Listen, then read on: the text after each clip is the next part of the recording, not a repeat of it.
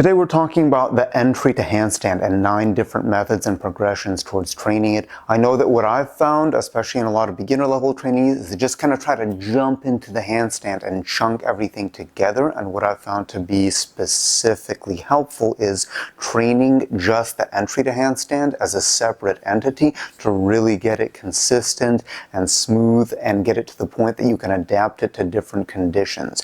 So we have 9 different exercises, and we're going to be using the kick to handstand, but you can still adapt the same thing to the tuck, straddle, pike, any other entry that you want. And even though these are progressions, we can still use each individual concept for advanced level skills as well. So don't think that just because you can already do one progression that you're never going to come back to it. But let's get into progression number 1. So first progression, this one's really about being slow and controlled. It's going to look like this. We're going to put the hands on the floor, but everything is slow. So we're exaggerating every point of the movement. When we put the hands down, we put some weight into the hands, hold it for a second, try to get that back leg as high as possible, try to get the hips as high as possible, shift the weight back to the foot and stand up. And then we're going to do the same thing switching legs. Slow, controlled, reach the hands for the floor, plant the hands on the floor, elbows straight, pushing through the shoulders, try not to let the shoulders sink, keep pushing.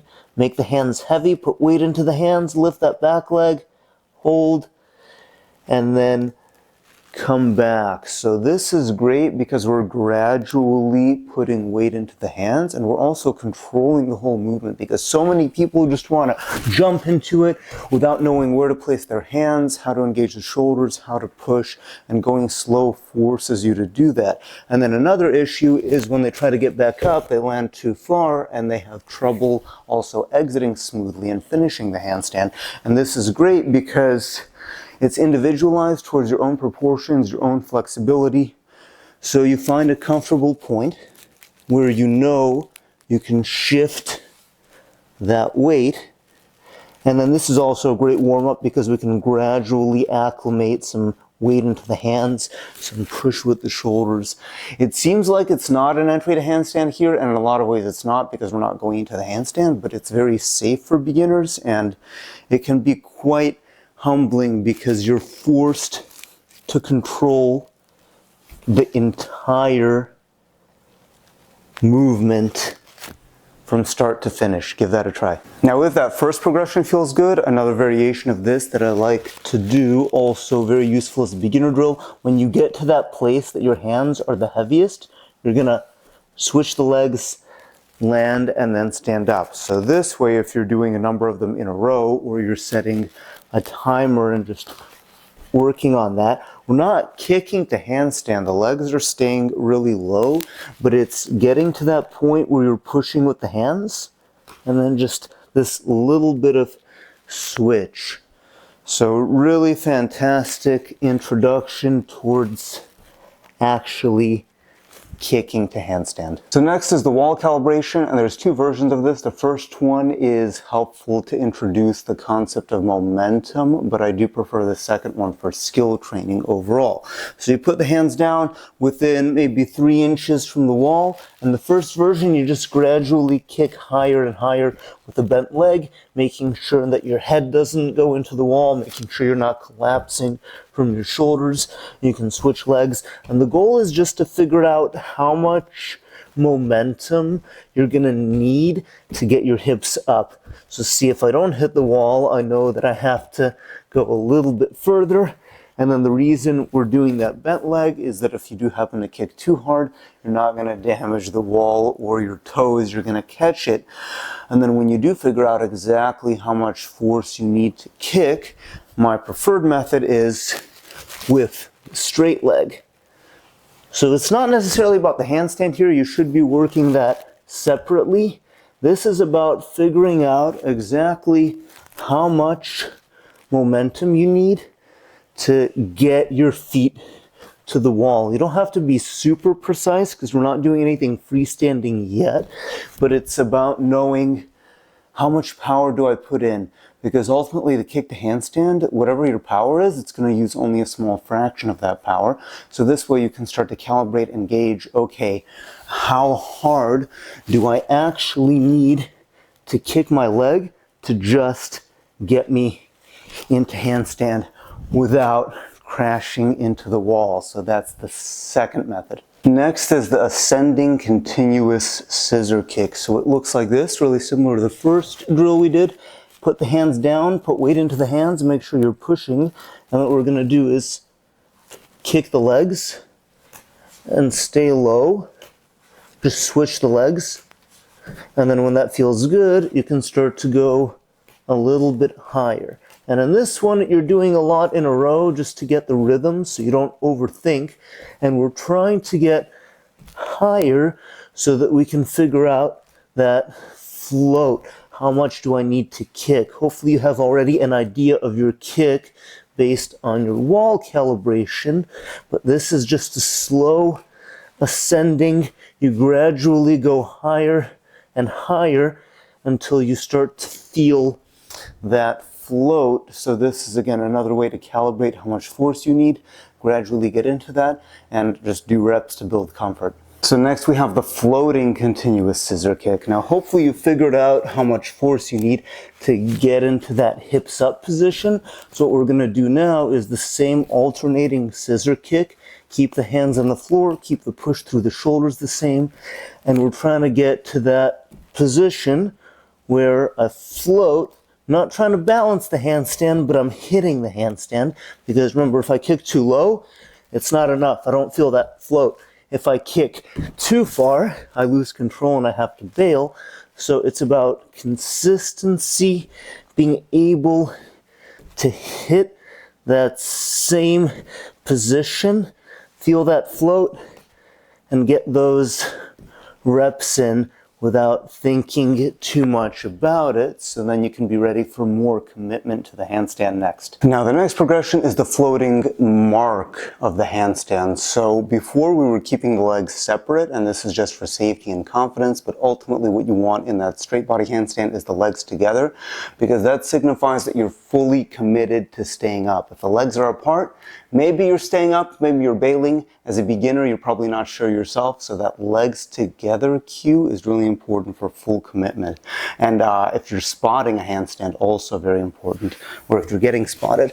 So the same kick, but still not trying to balance. All I'm trying to do is hit these positions where I mark the legs together position. And by mark, I just mean hit it for a second. So if there was a photographer, boom, snap the photo. Boom, snap the photo. And again, consistency. So the first leg comes up, you should know exactly how much you need to kick, and then you hit the balance position without trying to really balance. That's actually really important for this progression, is that I'm not using my hands, I'm not actively trying to balance the position, I'm trying to make my kick as precise as possible so it gets me into the position where I could easily balance without having to make additional corrections. So really one of the main themes here is we're trying to be able to hit the handstand without balancing, so you can separate those two concepts. Now once you have that kick with a mark pretty solid, you can start to add balance. And in this case, what I really mean is that you're making corrections through the hands. So when I'm doing all these kicks, if I'm not trying to balance, my hands are pretty flat, pretty relaxed. Now, as I'm going to try to stay up and hit that handstand, I'm using my fingers and I'm correcting the balance. So this could be up and down, just like I'm doing, and I'm trying to get a couple seconds hold. Or another way to do it is just you're doing an endurance hold, and if you notice that you start to come down, you come right back up. So you can treat this as a balancing exercise or a kicking exercise, depending on what you're trying to do.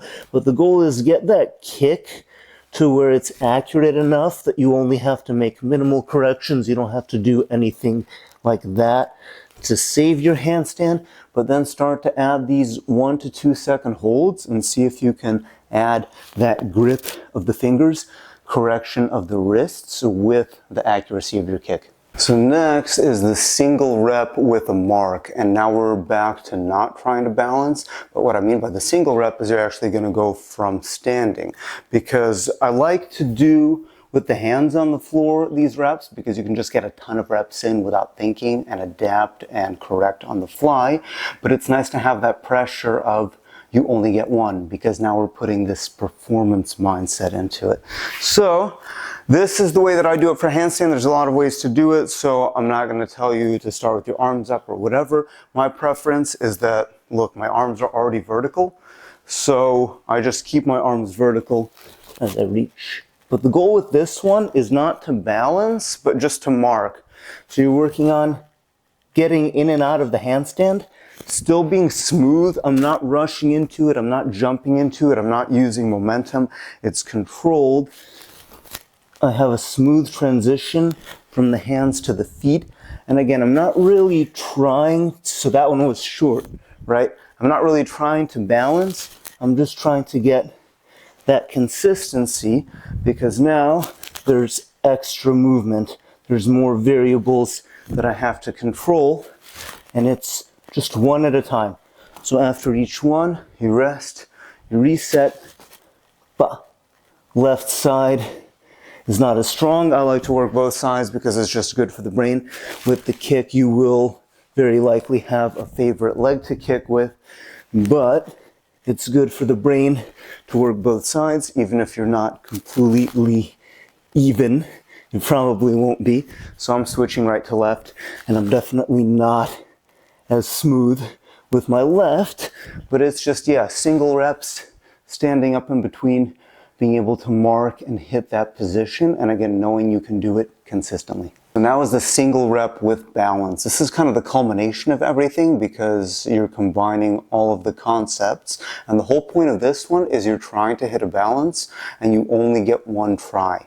So again, performance mindset, you have to deal with the pressure, you have to learn to relax, you have to learn to not put too much power into it.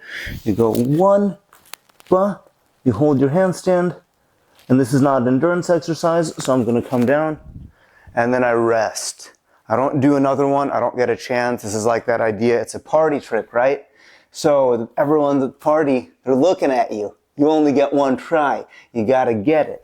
And now you also have the choice, do I save it?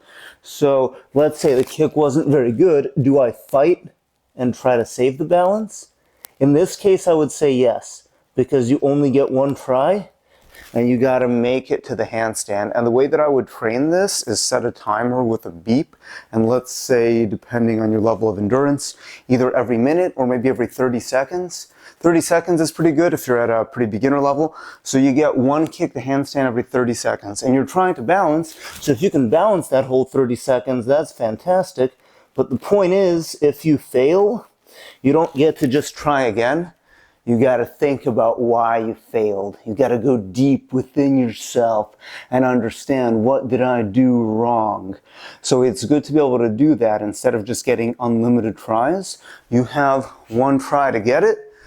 So what do you need to do to be able to make it? So see, I was short. I had to catch a little bit with my elbows, but I made it, and it was still relatively clean. Now I'm going to rest and figure out, okay, the kick was a little bit short, so in the next one, I got to kick just a little bit more. But I'm switching legs now, so who knows? Okay, that was half decent. Hold. Doesn't have to be a long hold, but because we are trying to get into balance, you want to hold at least a couple seconds, at least long enough to show that you could have held it longer. But again, the point is consistency. You get 10 tries to hit a handstand, you should be able to do it 10 times, especially once you get into that more advanced level. You don't want to waste energy just trying to get up into the handstand. And if it takes you multiple tries, you're wasting both physical energy and capacity and mental energy because you start to get frustrated. So early on, it's good to really get super consistent with just these basic entries to handstand. And of course, we're talking about kicks, but you can do, right, tuck. You can use the same concept, straddle, same concept. I hit it once, okay, I wait. Or I can do the multiple, right, small reps, gradually ascending. So I can do really all of these, and I have actually tuck and straddle full tutorials on my YouTube channel as well if you search those, but you can utilize this concept for any of the entries to handstand, but the goal is that you get it every time and you don't have to think about whether or not you're going to make the kick or how hard you have to try. So confidence, consistency, I know I've said that a lot. Single rep is going to be super important, but then if you want to challenge yourself further, you can start to add combinations. So now instead of just getting the handstand once, you have to perform 2 or 3 or up to as many reps as you want, and you have to hit all of them. So let's say I wanted to challenge myself, I wanted to hit right side and left side kick. So I go right side, boom, okay, solid. And now I want to hit the left side kick. Boom. Not bad. So it's not a complete rep unless I hit both in a row. So now it's also, again, it's a little bit bastardized, but performance mindset. If you had a performance where you had to do multiple handstands, you got to hit them all. So now you start to up the stakes a little bit. And one of my favorite entry kind of sequences, I've posted this a while ago, but I'll bring it back, is the 5 entry to handstand challenge. So you have to hit the balance in all of them, and you're doing basically the 5 standard entries that I typically teach. So those entries are right leg kick, whoa, almost missed that one, boom, left leg kick, boom, then you have the tuck, ba. So you have to hold for a couple seconds to show that you held it. Then the straddle. Ba. Had to save that one a little bit. And then the pike is the final. Ba. Ba. Whoa, ho, ho. Right? So the rep doesn't count unless you hit all 5 in a row. And had to struggle a little bit, but that's part of the lesson as well. Is if you're in the right state and you have the skills, you can do them all easy. But because you're doing them all in a row, it's a little bit more stress, a little bit more pressure, a little bit more struggle that you have to deal with. So that's a really good way to know if you are 100% confident and consistent with your entry to handstand. Let's do a little bit of troubleshooting with kind of the couple most common mistakes. The first one, really important because it completely changes the dynamic of the move, is do not bend your elbows and collapse your shoulders. The arms are pillars. So you put the weight in your hands, arms are vertical. If the arms aren't vertical, you won't be able to get up. If you have to force getting up like this, it's not wrong, but you're doing a lot of additional movements. And if you are bending the arms to try to get up into the handstand, not only are you using more strength than you need, which is going to make you tired faster, it's also completely bypassing the whole point of the drill, which is precision. So make sure, and if you have this habit of bending your elbows, then basically you have to put some conscious thought into straightening them out. I do believe I have a video on this as well, but you have to be conscious about it. Pushing through the shoulders, straight elbows, and maintain that throughout the entirety of the movement. Do not allow your shoulders to collapse. Second most common mistake, and this is why I like to do these reps on the floor, is too much momentum. This usually happens when people go from standing, is they, instead of controlling the whole way through, they control and then they jump. So try to have no sudden moves, no jerky reactions. It doesn't have to be as slow as the first progression, but throughout the entirety of the move, it's still 100% controlled. And even though there's momentum, it's a controlled momentum. I'm not hitting the gas and hitting the brake really hard. Again, just no sudden moves, no jerky movements. You want to be in control the whole time. This is not a tumbling skill. That's a very different way to do a handstand, and it's not wrong. It's just right now we're trying to hit balance, which involves a lot more control and precision. So those are kind of 2 or 3 of the most common mistakes I see. So there we have it, a few different ways to train the kick to handstand, and then you can apply this with different entries. You can apply the same concepts with many different skills that are more advanced. It's good to have a progression to follow, and it's good to be able to scale up and down based on your level, or maybe based on how your skills are feeling that day. So a lot of the progressions can overlap as well, but it's really important early on to get a clean, consistent, smooth kick to handstand, and that is going to be the foundation for your advanced practice, because it's not just about holding it. Conditioning, endurance, all of that is important, but if you can't get into the handstand the first try, if it takes you more than one try, you need to specifically work on your entry. So I hope that's helpful. I hope you enjoyed this video. Give it a thumbs up, like, share, subscribe. Let me know what else you'd like to see on this channel, and I'll see you next time.